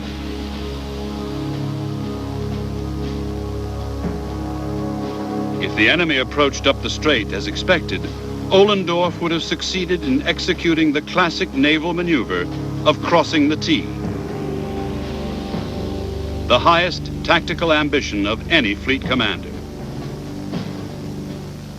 The American battle line would be able to fire full broadsides, while the enemy would be unable to bring all its guns to bear until it could maneuver. And by then, it would be too late.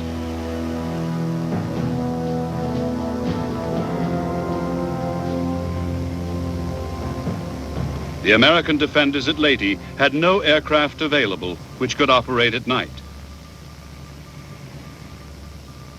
7th Fleet had to rely for information on 13 groups of radar-equipped torpedo patrol boats, 39 in all, which were sent on the afternoon of the 25th to find the enemy. The PT boats made their first contact with the Japanese fleet at 2250. For the next 4 hours, they launched one frenzied torpedo attack after another. No Japanese ships were hit, but at the cost of a single boat, a constant stream of reports reached the waiting American warships in the Surigao Strait.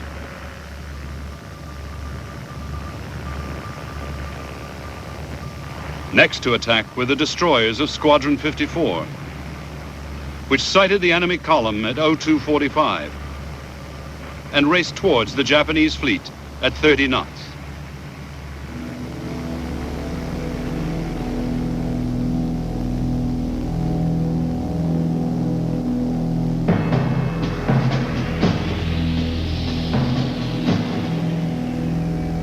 As it entered the Surigao Strait, Force C was sailing with the battleships Yamashiro and Fuso, and cruiser Mogami in column, with 4 destroyers as a screen ahead. Destroyer Squadron 54 attacked in 2 groups. The first section raced down the strait and launched its torpedoes at 0300, hitting Fuso, which fell out of formation, sinking. 9 minutes later, the second section launched its torpedoes. 3 of the Japanese destroyers and the battleship Yamashiro were hit. 2 of the destroyers were sinking, and all 3 were knocked out of the fight. But Yamashiro continued to steam on. The Japanese column was now reduced to Yamashiro, the cruiser Mogami, and the destroyer Shiguri.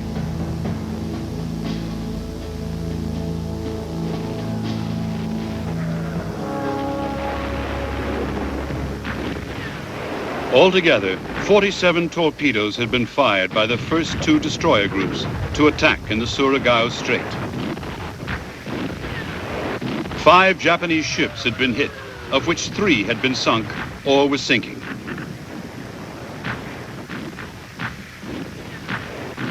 It was a superbly well-executed attack, one of the most successful destroyer actions of the whole war. But 4C's ordeal at the hands of 7th Fleet's destroyers was not over yet. As the right flank and then the left flank destroyers attacked, Yamashiro was hit again, twice, and the damaged destroyer Moshishio was sunk. Altogether, the American torpedo attacks had accounted for 75% of the firepower of 4C. Meanwhile, the guns of the American cruisers and battleships, 64 of them, massive 14 or 16-inch weapons, prepared to fire on the approaching Japanese column.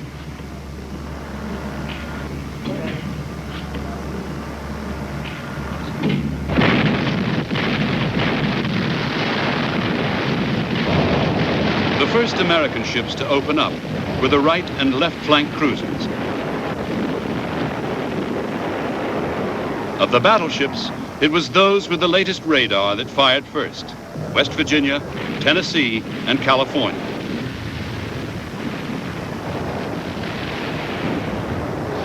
Between them, they shot off 93 rounds of 16-inch and 132 rounds of 14-inch armor-piercing shell in 6-gun salvos.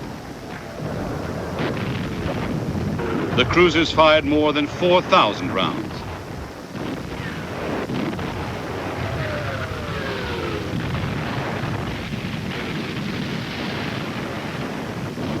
Overwhelmed by the storm of fire, Mogami and Yamashiro took hit after hit. 5 minutes after the American line had opened up, both ships were ablaze and slowly retreating.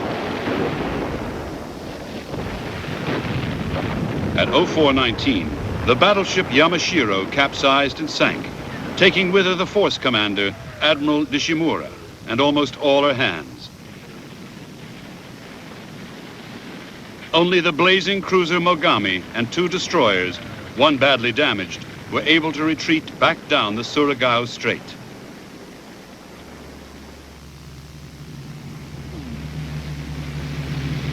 At first light, American aircraft from 7th Fleet's escort carriers were sent to find the remnants of Force C. During the night, the cruisers of the Japanese 5th Fleet had also begun to enter the strait, but it quickly fled, one of their number torpedoed by an American PT boat. Now they were the object of intensive searching by American aircraft and a chase by Ohlendorf's fleet. Cruisers, carrier planes, and army bombers would finish off all the crippled ships from both Japanese forces, while only a cruiser and 5 destroyers would survive of the whole Japanese southern force.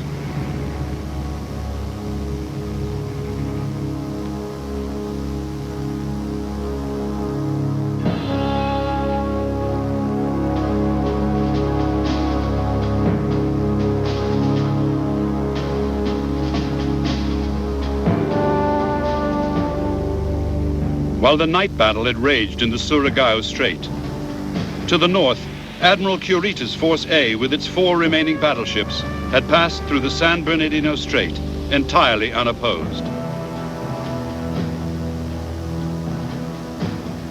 The Americans at Leyte were still assuming that Admiral Halsey had left the battleships and cruisers of Task Force 34 guarding the passage.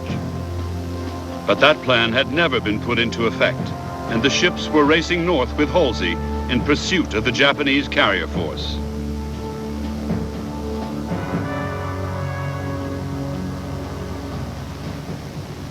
At 4 a.m. on the morning of the 25th, Admiral Kincaid sent a message to Halsey asking him to confirm that Task Force 34 was on station.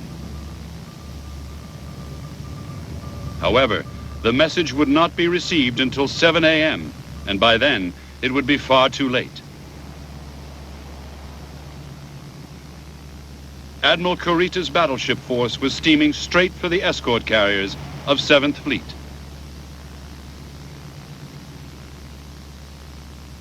The Americans had as yet sent out no reconnaissance aircraft, and radar indicated nothing amiss.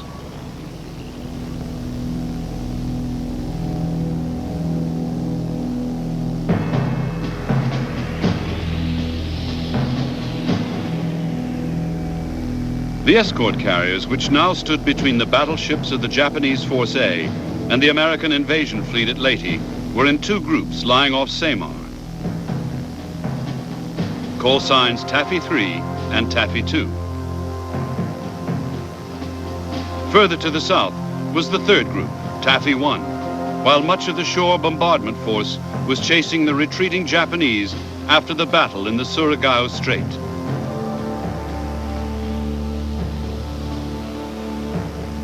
It was an anti-submarine patrol plane from Taffy 2, which first sighted the Japanese fleet only 20 miles from Taffy 3. The aircraft immediately radioed its report to the carriers. The time was 06:47.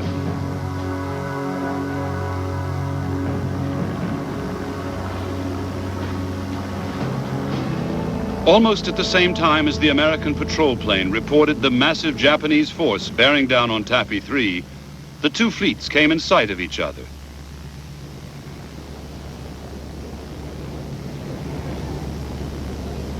The effect was to cause complete consternation on both sides, but it was the Japanese, with a far stronger force, who would make the mistake. Admiral Kurita ordered general attack without waiting to form a battle line, and in the middle of a routine maneuver. The result was chaos, with the Japanese ships rushing piecemeal towards the American carriers.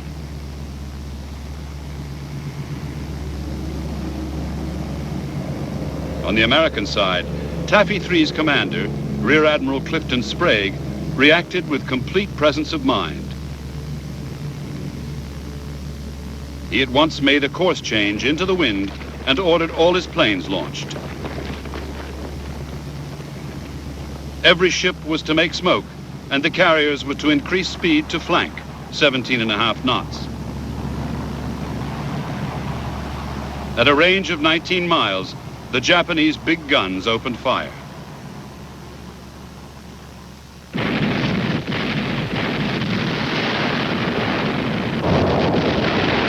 As the salvos marched closer and closer to the escort carriers, Taffy 3 broadcast in plain language a desperate appeal for help.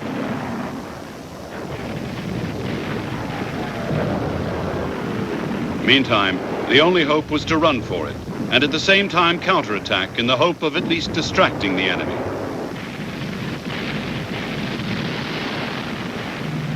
Aircraft from Taffy 3 and nearby Taffy 2, armed with whatever was to hand, including depth charges and rockets, were already attacking furiously.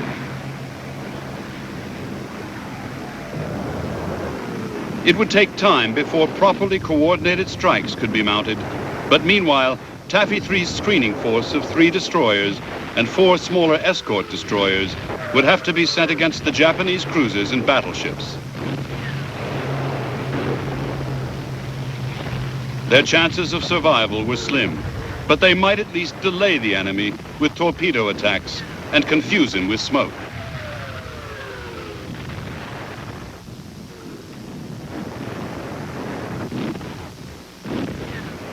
The charge by Taffy 3's destroyers and escort destroyers, launched straight at the Japanese fleet, was so determined and aggressive that the enemy was thrown into total confusion.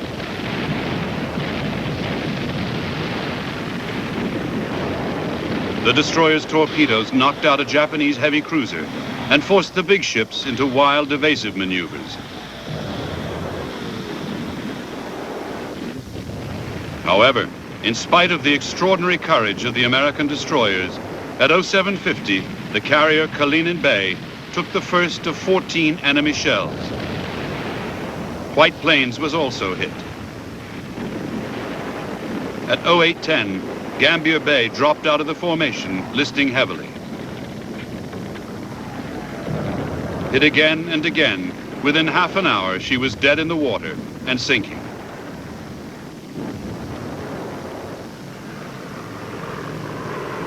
By now, American bombs, torpedoes, and gunfire from the carriers and destroyers had badly damaged or sunk 4 of the Japanese heavy cruisers, for 1 American carrier, and 3 of the defending destroyers lost. The Japanese fleet was in utter disarray, and Admiral Kurita had completely lost tactical control.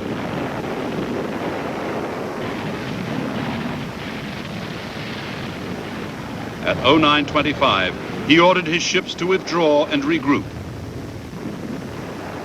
To the Americans, it seemed like a miracle.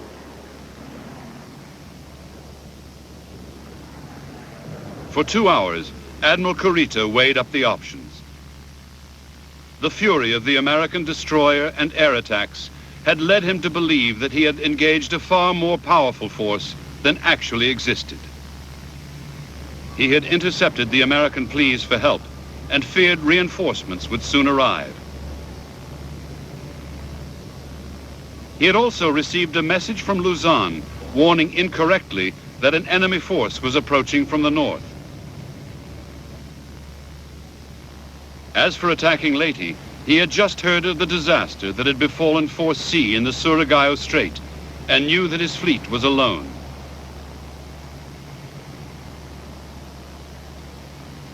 Intending to engage the non-existent enemy force to the north, Kurita ordered his ships back toward the San Bernardino Strait.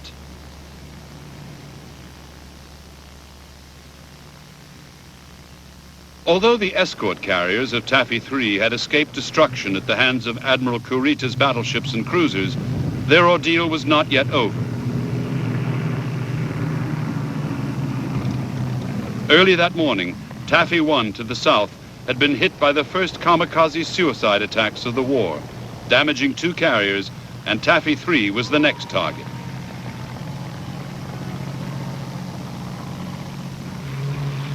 Less than 2 hours after the end of the battle with the Japanese fleet, the escort carrier Kitkun Bay was hit by a kamikaze, and another hit Saint-Lô, bursting through the flight deck and detonating torpedoes and bombs.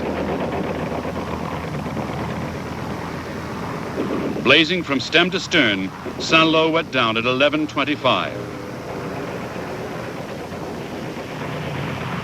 Before the day was out, the total of kamikaze victims was 1 carrier sunk and 6 damaged. A handful of pilots willing to die had achieved more than all the big guns of Admiral Kurita's battle fleet.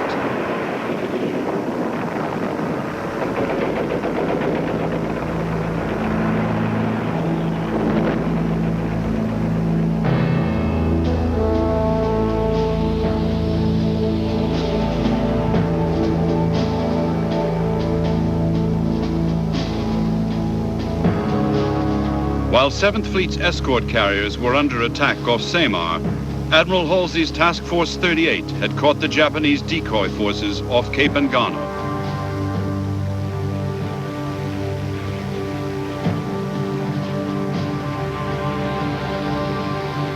Halsey still believed that Admiral Ozawa's impotent force was a full-scale Japanese carrier fleet, and he was determined to smash it utterly.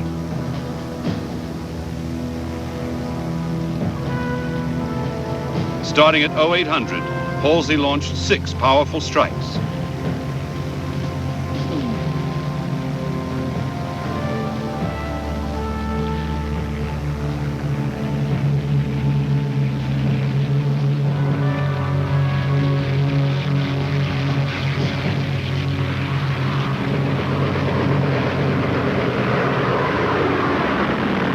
The attacking aircraft swept aside the few fighters the Japanese carriers had left and savaged Admiral Ozawa's fleet.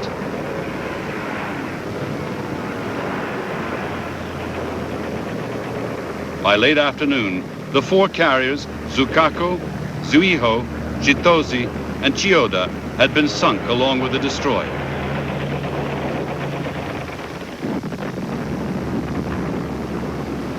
American submarines and cruisers later added another light cruiser and 2 destroyers to the tally. Although Admiral Ozawa escaped, his third fleet was all but eliminated.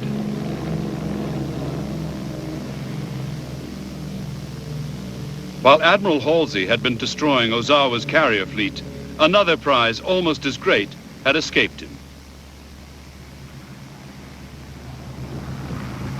He had delayed before sending carriers to intercept Admiral Kurita's battleship force retreating to the San Bernardino Strait, and at extreme range, his planes failed to sink any of the ships.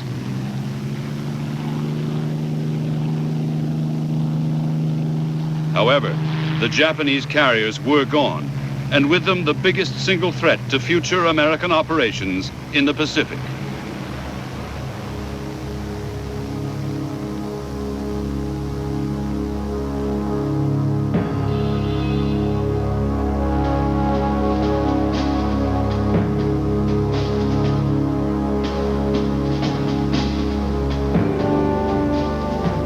At Leyte Gulf, the Americans had defeated the last coordinated Japanese offensive of the Second World War and had won the greatest naval battle ever fought.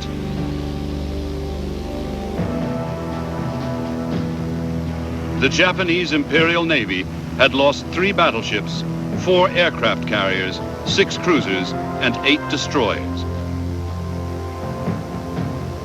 Hundreds of aircraft, including the last of Japan's carrier air groups, had been destroyed. Losses of sailors and airmen were more than 10,000. On the American side, the cost of victory at Leyte had been only 1 light carrier, 2 escort carriers, and 3 destroyers. Fewer than 1,000 American sailors and airmen had died.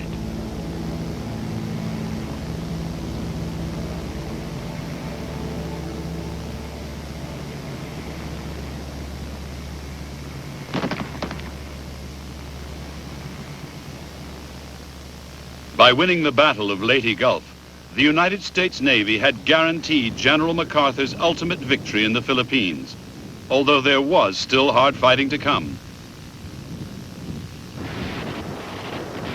And with the fall of the Philippine Islands, just as the Japanese High Command had feared, the flow of oil to Japan from its East Indies empire quickly dried up.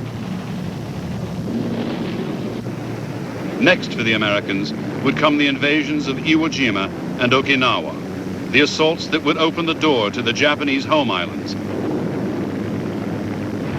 and guarantee that whether it came quickly or after a hard and bloody struggle, victory would come.